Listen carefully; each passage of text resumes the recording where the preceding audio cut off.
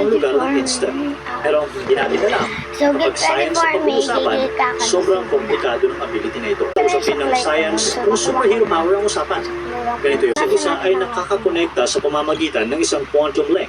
Kung ang isang particle ay nagbabago, ang information na iyon ay instant na naipapasa sa kabila. Ayon sa mga bagong research mula sa University of Rochester at Purdue University, pinag-aralan ng mga scientists kung paano Ulit-ulit tayo. Usap lang tayo. Ito na siya. Babalik na siya. 21 pesos per bill? I'm sorry, this lunch costs 55 pesos and this dinner costs 85 pesos. Pero sa taas ng bilihin mo yun, realistic ba na kaya natin mabuhay ng 21 pesos per meal? Hindi pre, hindi talaga tol. Kumbaga yun na yung video tol. Yun na yung video pre, yun na yung video tol. Hindi talaga kaya. So, here's the part,